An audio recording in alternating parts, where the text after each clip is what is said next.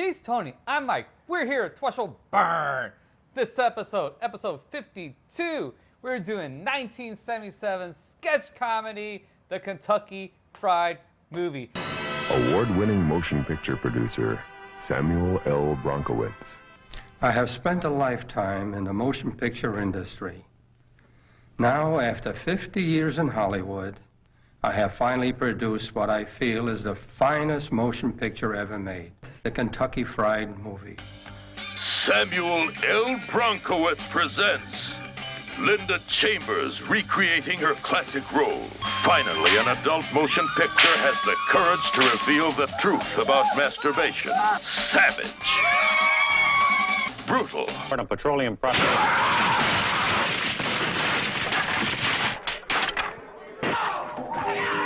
Beyond perversion. I invite every man, woman, and child to share with me the joy and warmth of the Kentucky Fried Movie. I so want to have a Kentucky Fried Movie Kentucky Fried Chicken bucket with me for this episode, but I forgot. So it's not here. So this movie is basically like a rated R version of SNL.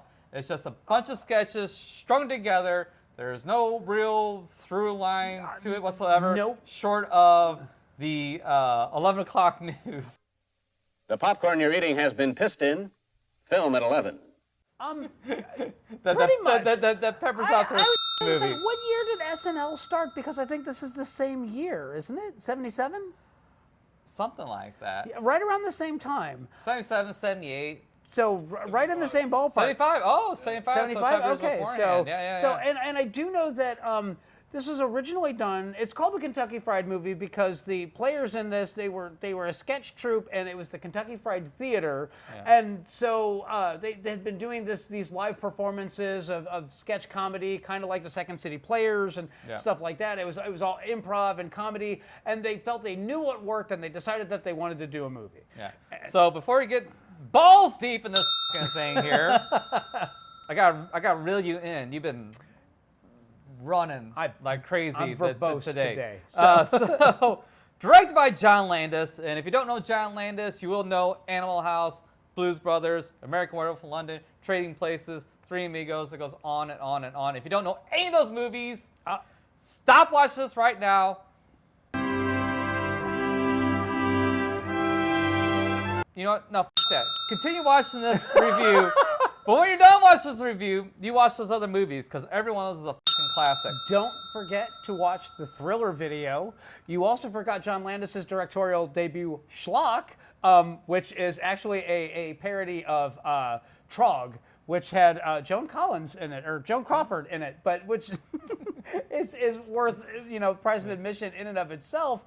And you forgot Twilight Zone, which we're going to need to talk about that a little bit. There's too many fucking movies to name off. This guy had a very prolific career. Yes. In the early 80s. And a hugely successful career. Yes. So, but... so we had starring cameos with George Lazenby, who did one Bond movie, an underrated one in my opinion. Yeah. Bill Bixby, who played the Incredible Hulk. Harry Gibson, who was the head Nazi in the Blues Brothers. Donald Sutherland, who's been a ton of shit. Tony Dow, who was Wally on Leave It to Beaver. And the voice of Shadow Stevens, who did the Hollywood Squares for the longest time. But he also did one of my favorite bad movies of all time. It's called Tracks. The police wouldn't take him. The animal shelters wouldn't touch him. Thank God he's on our side. Are you a cop? Temporarily. My cookie business is a little undercapitalized. Introducing Tracks. Decent people on one side of the room, scum on the other. It's hilarious. We'll talk about that another time. Oh, you've seen it. I haven't. He's a mercenary who wants to bake cookies. Well, there you go. But you're forgetting the three other players in this one, and that is the Zucker brothers and Abraham. They actually went on to do the Airplane movies. They went on to do the Naked Gun movies. Absurdist comedy in the 80s started here. This was their prototype for everything that came after. This movie was made on a nothing budget, $650,000. Yeah. Which is nothing. Grossed 71 million, so that's a pretty damn good return. Yeah, that would definitely put them on the map, so to speak. And I do know this movie came out, and this is the reason why John Landis got to do Animal House. Yes it is. And again, if I'm not the very first thing that was filmed was the Cleopatra Schwartz trailer. And they rolled it at a theater in Los Angeles that did a lot of cult films, and it was right after that rolled, and they saw the audience reaction to that they found it very easy to get the rest of the money for their budget, which was nothing. Yeah. I do want to know, how the hell did they get Donald Sutherland and Bill Bixby and all them to sign on to this film? Because they were all known quantities. Bill Bixby was the Incredible Hulk on TV at the time. But was Incredible Hulk a thing in 77? Production assistant. 1978. Well, see, this is right, but this is before then. So he really wasn't. He wasn't the Incredible Hulk just yet. Yeah. So he was still Bill Bixby, though. Yeah. But no, it was in. And this was before Invasion of the Body Snatchers at 78 for Donald Sutherland. Yeah. So, I mean, these guys were still not quite known, working, but not stars at this point. Okay, well, that explains that. But and since you talked about Cleopatra Schwartz, and it's a very exploitation thing. Exploitation was like huge. Yes. In the 70s. I mean, if it wasn't mainstream, it was exploitation, which had your black exploitation, your Asian exploitation, and fucking just women exploitation. Like whatever put exploitation behind it, and you can find it. It's like the rule. What was the porno rule? Rule 34? Yeah. Yeah. So except for in porn, there's an exploitation of whatever you have in front of it. And this movie's parodying all of it. All of it, every bit of it. But here's the movie landscape in 1977. Here's our top 5 movies. Starting at number 5, The Goodbye Girl with Richard Dreyfuss. Okay. Which I haven't seen. Have you seen it? A long time ago. Was that any good? It's Richard Dreyfuss. I love Richard Dreyfuss. So, but this is actually a year after he did Jaws. So, because Jaws came out in 76. So Richard Dreyfuss was a huge thing from the mid 70s all the way up through the early 80s on that one. Yeah. Richard Dreyfuss's name put asses in seats, so it does not surprise me that that's number 5. I know what number 1 is. But number 4, Smokey and the Bandit. Classic. Saturday Night Fever, which was massive. Close Encounters, another Richard Dreyfuss vehicle. Yeah. And then number 1, Star Wars. So of course. Yeah, like you didn't know that one. But I mean, that was the cinema landscape in 1977. And then you had this weird fucking wackadoo comedy, which there's other sketch comedies before this, but this is the first one to like actually hit it. They didn't give a shit if they offended anybody or not, and they set out to offend with it. There was no holds barred in the comedy in this one, and because they had decided to, make fun of all the exploitation cinema that was out at the time, they cranked it all the way up to 11 on this one. Parts of this is foul. There's no other way to say it. I mean, parts of this are just kind of like, whoa, that would never fly today. No. Ever. And rightfully so. It was questionable then. But yeah, it was the bleeding edge of, I shouldn't say taste, because none of this is tasteful by any stretch of the imagination. It just wasn't. It was the bleeding edge of what you could get away with in cinema at the time. And the 70s were a very different time because the studio system had kind of fallen apart, and so you had a lot of independent cinema, which is where a lot of the exploitation films came out of, was just the fact that movies, rather than spending, $15, $20 million on a film, like 2001 and Cleopatra, and there are several films of note back in the days, they were doing it for minimal budgets, and they were basically like taking over the cinema landscape for a very long time. And which it kind of seems like we're almost on the cusp of again. We're there.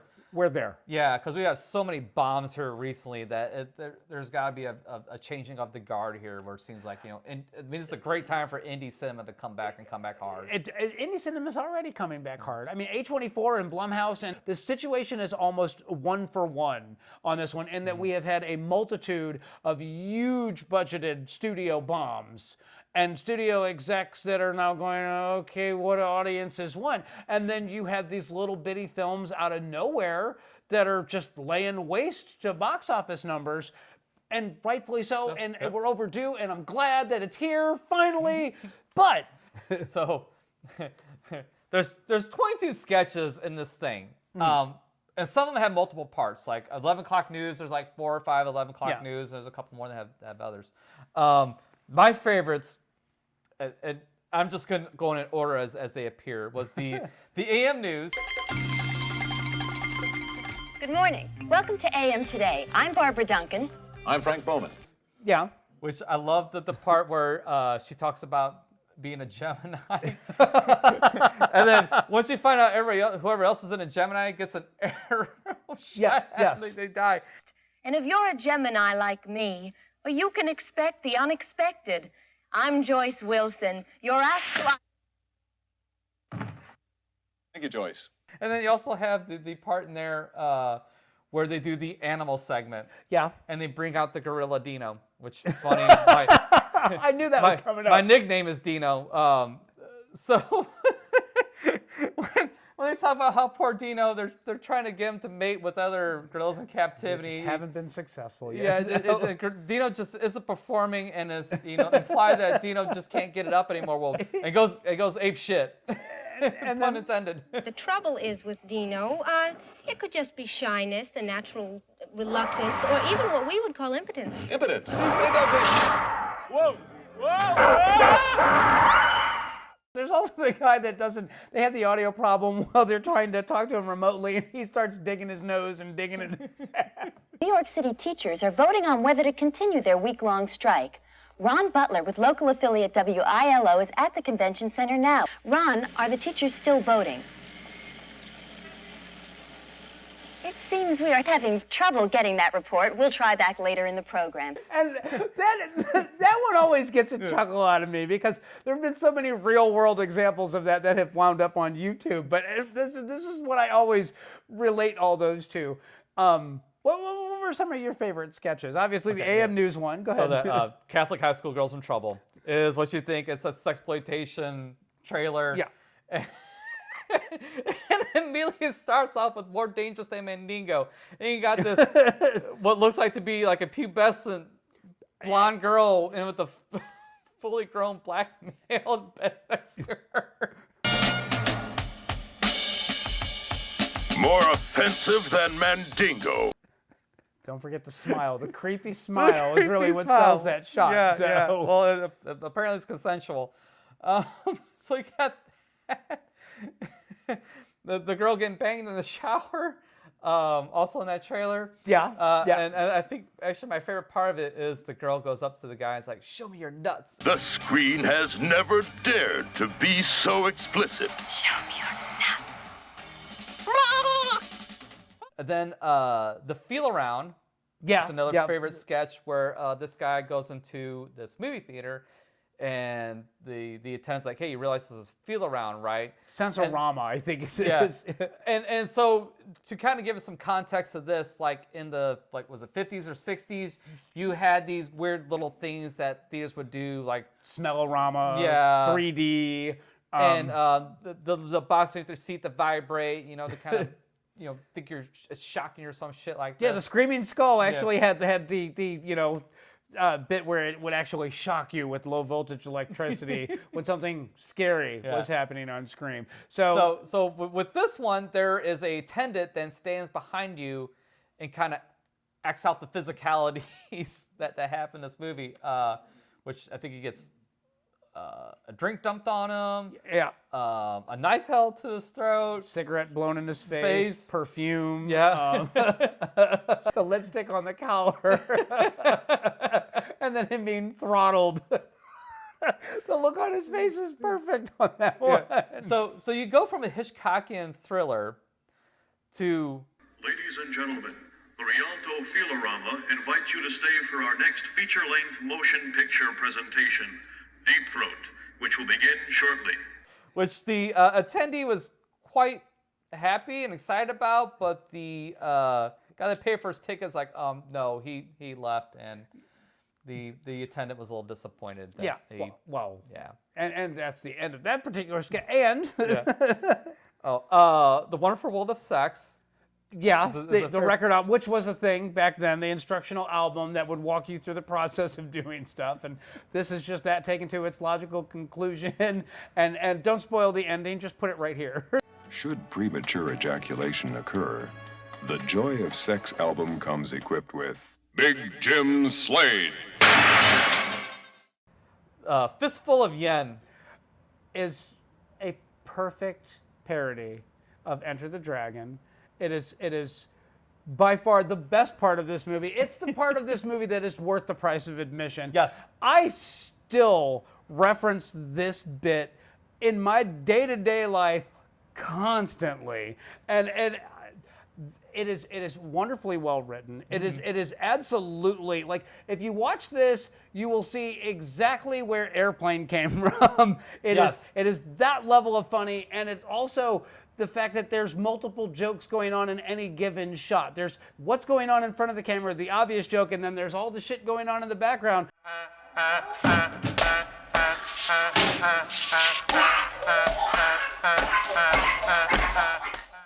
That's every bit as funny. It's straight up Zucker Brothers and Landis, like just completely killing it right there. And you could tell that they were like, yeah, we want to do a movie, a disaster movie about airplanes. It's going to be like this. And they were like, here's your check. Just fill in whatever you want on that. I love A Fistful. And there's so many funny parts in this movie. And just that one segment alone. I love the obvious, rip-off parts of Enter the Dragon, like the teaching moments and stuff like that. What was that? This is not a charade. Now, once again, this time, with feeling. Better. And then the callback later in Fistful again when the dog is barking and slaps the dog in the head, and I'll throw the clip right here. What was that? This is not a charade. We need total concentration. And then the evil big boss guy, Dr. Klon. Yeah. You have our gratitude. And then the part where he's with the blonde lady, and they're having some fun. And he has a special attachment for his fake hand. I'll throw the clip here. You have my gratitude. You are a man of extraordinary magnitude. There's so much. The more familiar you are with Enter the Dragon, the funnier A Fistful of Yen is. Yeah. And it's a 1-to-1 correlation. They cut out Black Belt Jones and they cut out the other character. John Saxon. Yeah, John Saxon's character. They just took the footage of Bruce Lee's character and they parodied everything in it perfectly. Yeah. And I think it is definitely the funniest part of this movie. Almost. Yeah, Almost.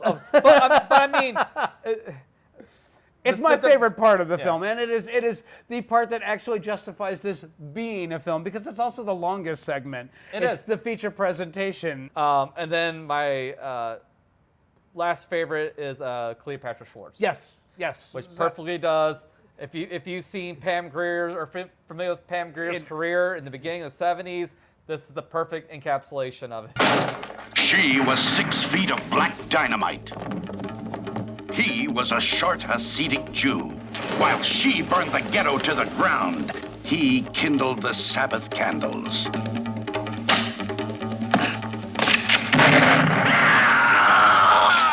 Theirs was a love of passion, a torrid, sensual lust. Samuel L. Bronkowitz presents Cleopatra Schwartz.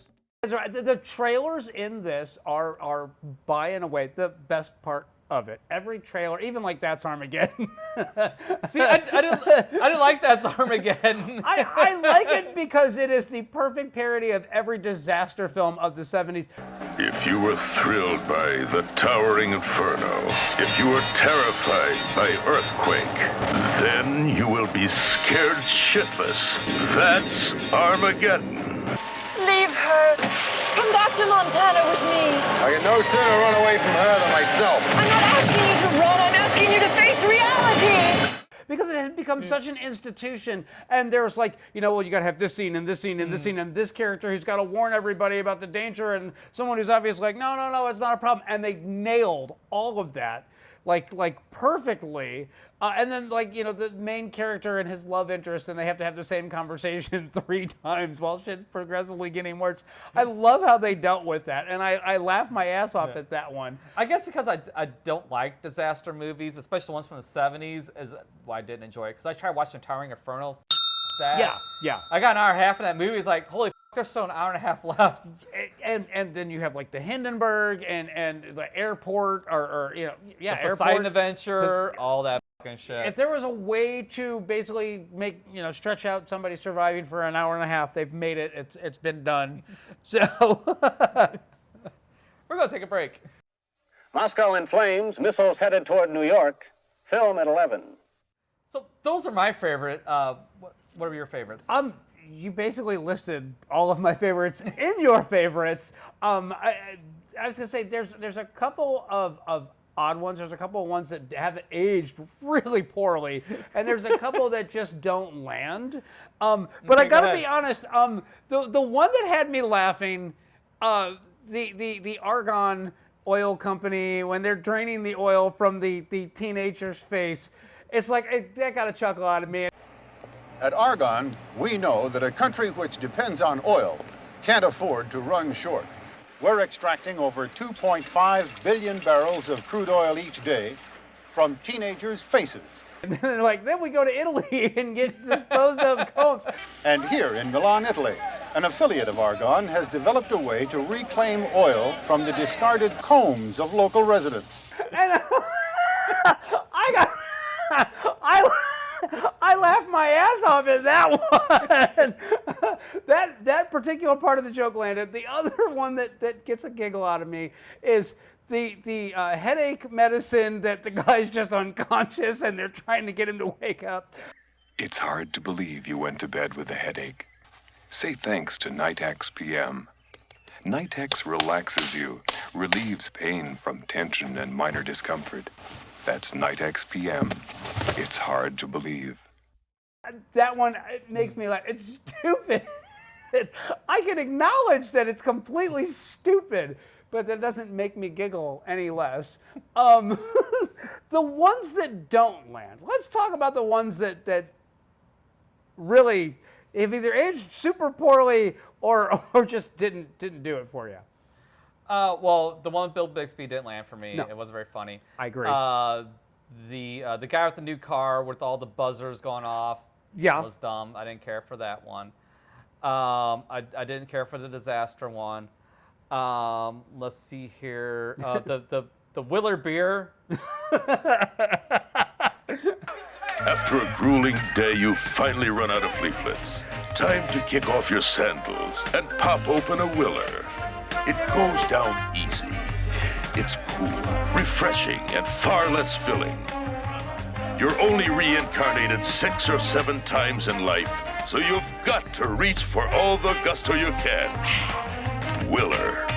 I mean, we don't have much in the way of Hare Krishnas anymore. I'm sure it was funnier in 1977. Well, it was just lazy too, of flipping the Miller thing upside down, so it's a W. I was like, come on, guys. You're only reincarnated 6 or 7 times, so you should reach for a Willer. So let's talk about the exploits of was it Rex Miller, Rex Anderson? I don't know how much I want to touch on this one, but for the adventure seeker. It's been said that the test of a man's courage is how he performs in the face of danger. Well, in the next half hour, you're going to meet a very unique breed of cat. Rex Kramer, a man willing to risk his life for the sake of adventure.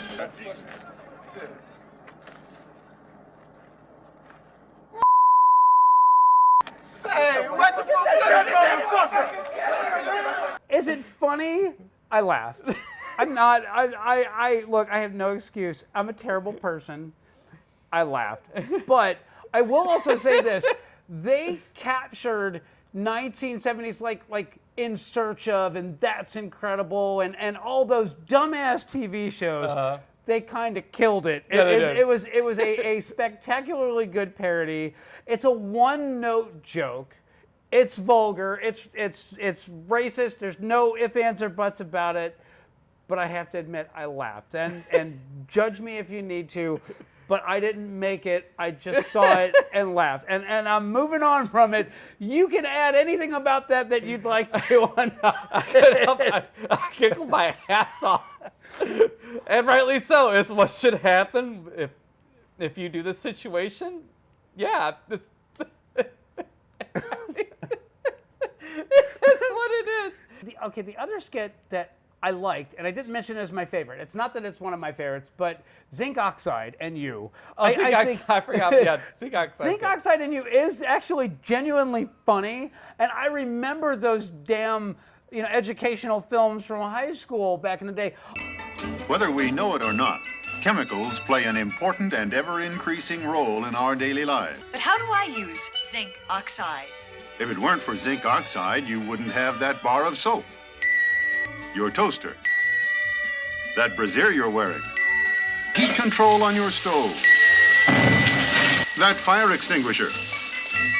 I don't know if anybody younger than us would actually get the reference on that one, but it's definitely dead on the money. The ones that I thought sucked, the conspiracy theory game. New from Barker Brothers, a game for the entire family, scot-free. Your team has just assassinated the president. Can you get away scot-free? I didn't mind the conspiracy theory game. It goes on too. It's almost a little. It loses the funny and the preachy in that one. It is preachy. Yes. Yes. This is obviously the writers' Syria and all this stuff. Yeah. But anyways, the Institute for the Dead one. I didn't mind that one either. I chuckled at that one. It's so absurd. In the past year, over 800,000 Americans have died.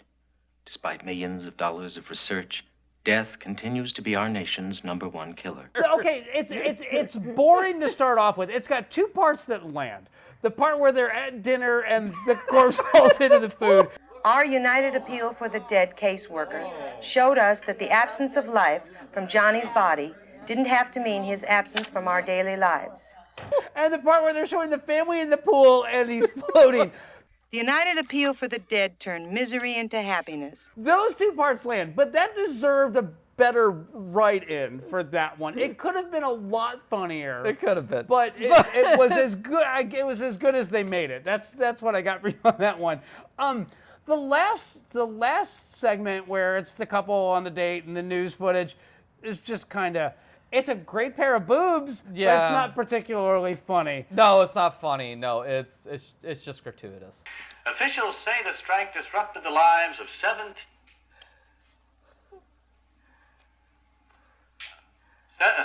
million city dwellers across Japan who use trains to get to work or to school. Yeah, but it's the perfect example of ending a funny film on a down note because I'll agree with you there. It's almost at this point it's almost uncomfortable to watch, especially if you're watching this movie by yourself. Hey, great, fine. If there's anybody in the room with you, you feel like you have to explain why you're watching this to anyone. So really the problem with that one is it went on too long. Yeah, it went on 2 minutes too long. Yeah, maybe even 3 minutes too long. And when he calls over the rest of the crew to watch, and so where that one should have ended was the first time where they had to shoo him all away and get back into character. Yeah. Is where that one should have ended, but no, they drug it on for another 2-3 minutes. Yeah, and it just it goes on entirely too long. Yeah. God, I'm trying to think of all the other skits in this one. This has a rocky start. It's got a great middle. I like the beginning. I like the 11 a.m. news. That's one of my favorite segments. The 11 a.m. news parts of it are fun. It's just like this. Parts of it really land. The part with the gorilla, hilarious. The part with the horoscopes, hilarious. I wish that they had actually had continued cutting back to the blonde, later in the film, just so she could be trying to, like normalize it, give updates to what is going on. But she was a Gemini and she died. So, was the main newscaster a Gemini? Yeah, she got shot by the arrow. No, that was the horoscope lady. Uh-huh. Yeah, no, I'm talking the main newscaster, the blonde with the Farrah Fawcett hair. I thought she wrote the horoscopes. No, that was the one with the Dorothy Hamill haircut. I don't know. Either way, when you realize that if that person's a Gemini and they got shot by the arrow, throughout the rest of the movie. We've finally gotten through to Ron Butler at the convention center, and I'm told that our audio hookup is now operating. Ron, is there any hint at all about a possible outcome? Well, I thought all along the teachers would like to return to work, but being a Gemini, I just never know what to expect. So this movie did, for its budget and its return, it did well. Yes. We got, that string of movies afterwards, from the Zucker brothers. We got Airplane, Naked Gun, and all that shit. And we did get some other movies that are kind of like this, some other sketch stuff. We got Amazon Women from the Moon. Which has like 2 good parts in it. Most of that movie is a waste of time. It is. It is. There's like... The Arsenio Hall skit. Yes, thank you. Is hilarious. Yes. What? Ain't no fucking Thelma here, man. Look, the bitch don't live here. F you too. Ah, shit. And the David Allen Greer skit. Did you know that every 7 minutes a black person is born in this country without soul?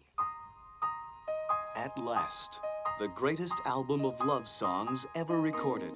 Why do birds suddenly appear? Sung by the man who turned a personal affliction into a recording career, Don No Soul Simmons.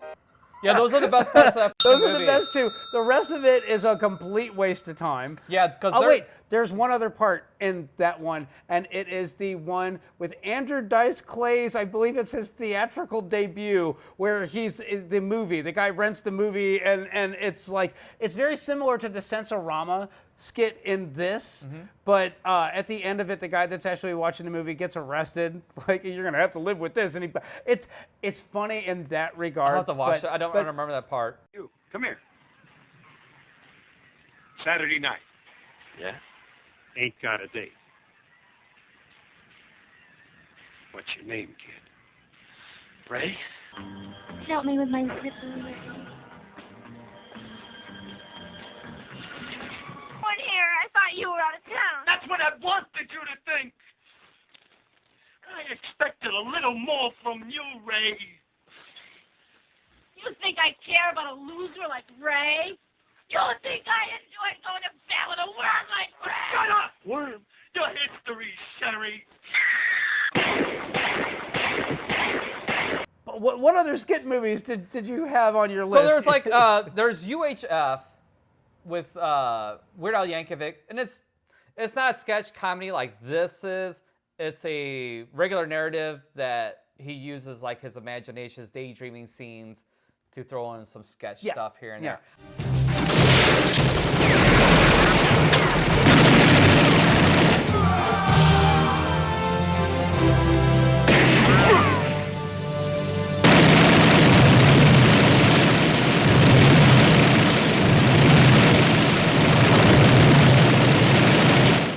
I enjoy UHF. UHF is a recommend for me. It's a miss for me, and I know it's just not my brand of funny. It's there's nothing wrong with it. If you like it, don't hate on me. I'm just saying, like, I've seen it, and it's just kind of like, it's there. It doesn't like get me laughing or rolling. It's more like, that one part's amusing.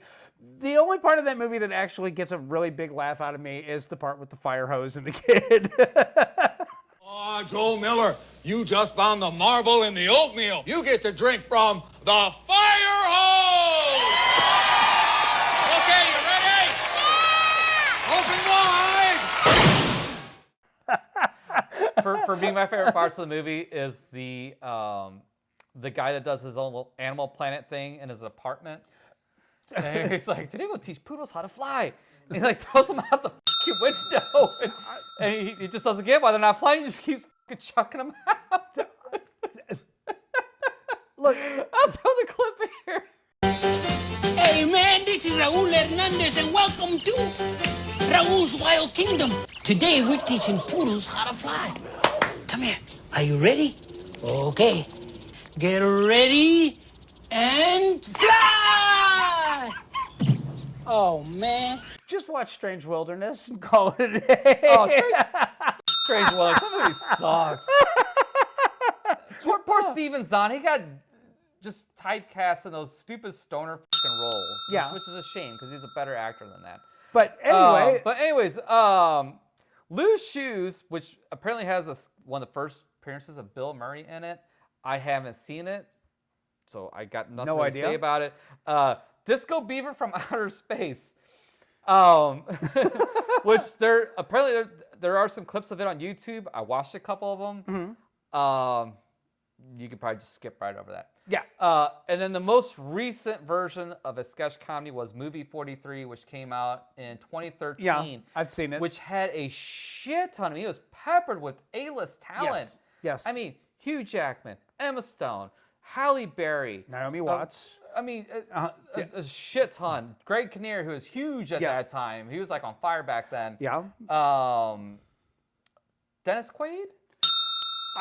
Probably. I think Dennis Quaid. Yeah, it's been a while since I've seen the movie, but like I said, I was like, there's one skit in there that actually makes me laugh every time, and it's the homeschooled kid.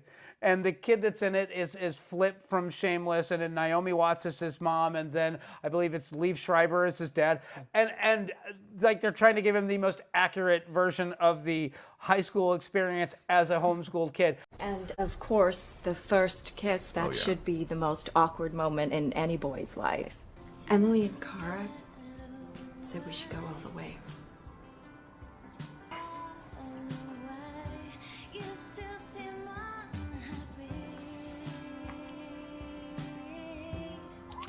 And that it's so wrong, and it makes me laugh my ass off every time I see it. It's dark, but it's funny. The only one I remember, the only one that stuck out to me, because I only watched it once, was I think they were like going on a date, and the guy has Hugh Jackman and Halle Berry and the testicles. That's where I draw the line. Do not start putting down the scarf. Here, feel this. 100% pashmina. Well, at least that's what the guy in the street told me. Come on, then. Wow, that is soft. Well, you know, I... Hey, Mr. H. Yeah, on their faces. Yeah, it's bad. It's bad, but parts of it are really, really funny. Yeah. But... Yeah, I remember being a very, very mixed bag, and more bad than good. And honestly, that's kind of the case with a lot of these, even going all the way back to this one. It's always a mixed bag. There are some skits that are genuinely funny. There are some skits that just don't age really well. And there are some skits that are, if the source that is being parodied kind of people forget about, the parody doesn't stand on its own anymore. Yeah. And that's why you don't see a whole lot of these anymore. That and, YouTube's chock full of sketch comedy now. That's true. We're going to pause. I'm not wearing any pants. Film at 11. So is sketch comedy in a movie format dead? I'm going to say that it's been taken over by a multitude of television programs, going back with Saturday Night Live, The Chappelle Show, Key and Peele. So like that's kind of become the format for it because you can get by with a dud. You only need like one really great skit per episode in your 30-minute TV show to land, and you're a legend. Yeah. But I would love to see a 30-minute block again, like we got with this with Fistful of Yen. Yeah. Because that's a lost art. It's hard to do a sketch like that. Yeah. And have it land. Well, which I don't think Movie 43 had that. I think Movie 43 was actually just all straight skits. I don't think it was. It was all straight skits. What National Lampoon's kind of did the parody thing to death.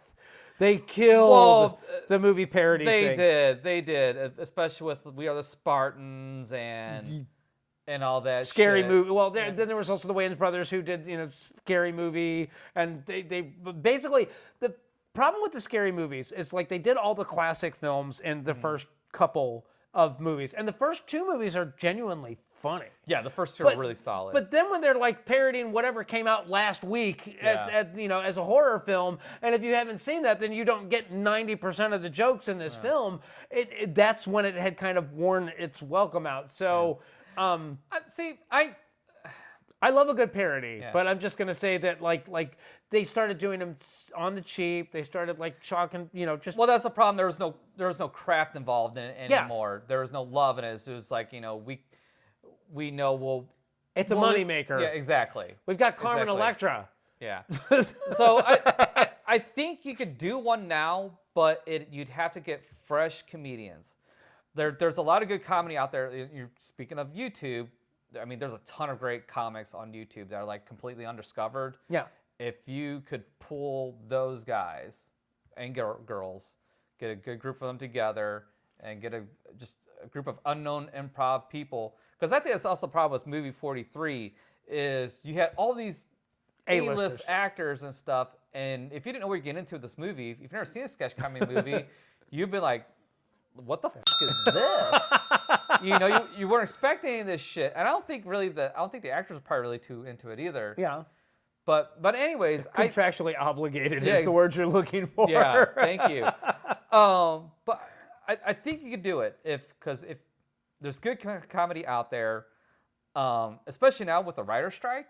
Yeah. You could put an indie team together. I was going to say the last time we had a writer's strike like this, that was when you saw the explosion of reality TV, and it's coming again.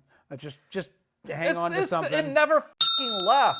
It's still here. The Real Housewives of whatever city, throw it up here. Well, yeah. But what I'm saying is that because they're not actually producing scripted content, you're going to see big money, big advertising, big this, big that, all being put into like overly complicated game shows, and reality TV is going to like basically take over for a while, and it's going to be a bit before the dust settles on this one because everybody has decided that this strike needs to go on forever. So any movie that was in production when this started, including Deadpool 3 and Across the Spider-Verse, the third movie for that one, it's going to be 2025, 2026. Who cares about that shit anymore anyway? So if it's 10 years before I see another superhero movie, I'm fine with it. So I'm over it. I really am. The legacy of this film, I think, is actually probably the most important thing. It's because John Landis was nobody when he did this. And the Zucker brothers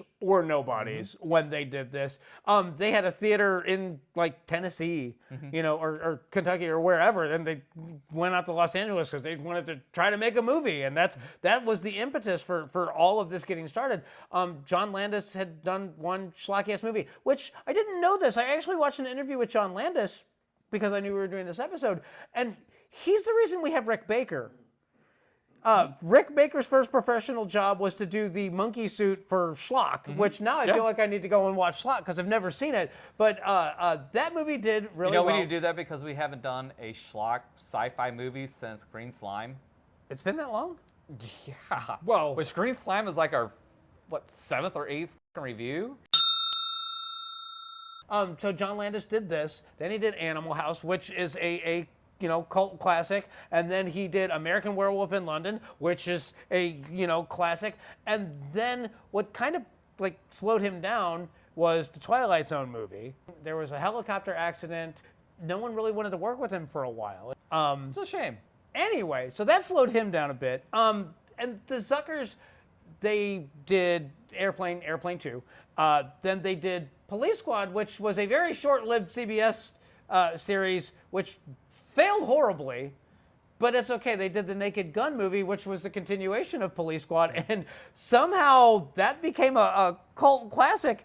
Yeah, but did you watch the Police Squad shows? I did actually. I watched. When I found out, they suck. I'm sorry. Some of them were really funny. It's all situational. It's inconsistent. It is very inconsistent. But the biggest hampering was the fact that it was on network TV, so they could not get away with the stuff that they could get away with in the cinema. And I love the first Naked Gun movie. I think Leslie Nielsen is perfect in that, and Ricardo Montalban is the best part of the movie.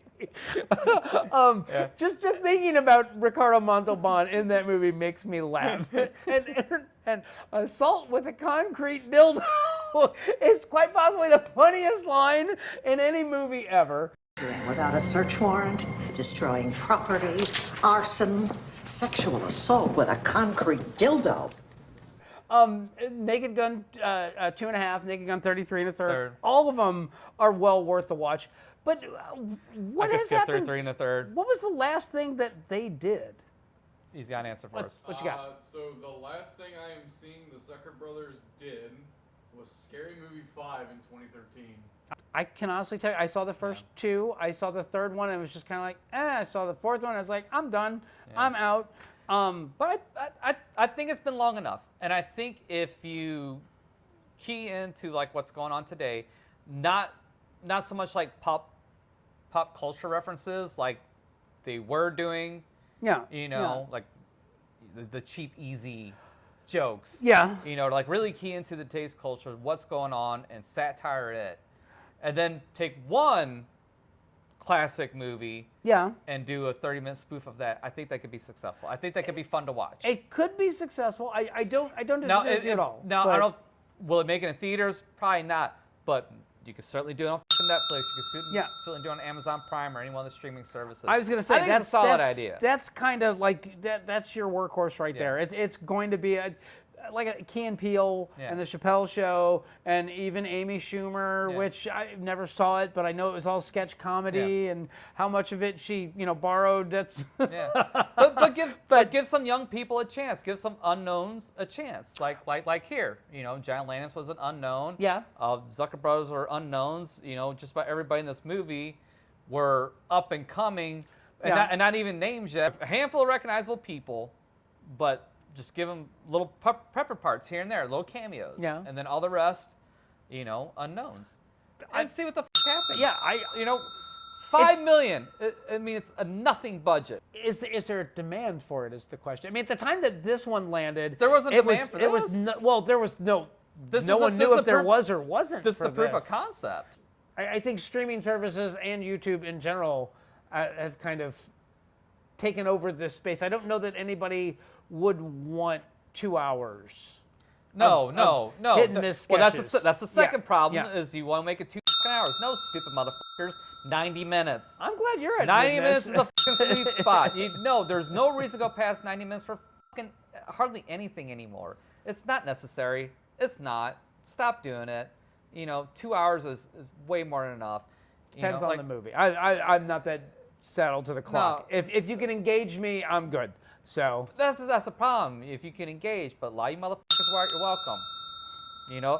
Wrap it up. Wrap up fucking box. Hit that motherfucker. I got shit to do. I got movies to watch. Besides yours, I'm done. Fucking done.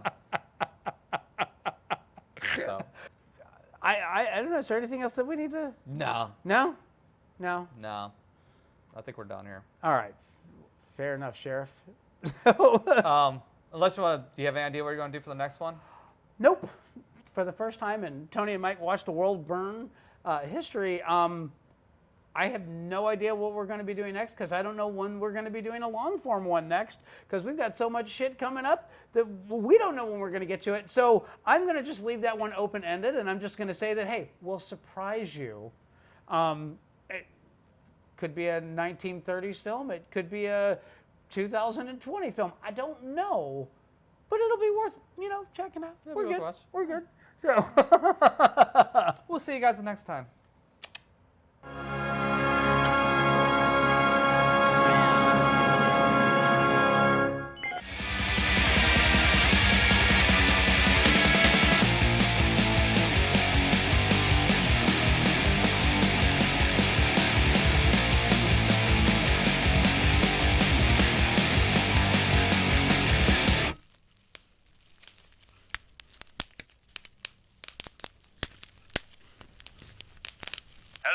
This is Dr. Kron. I'm not home right now.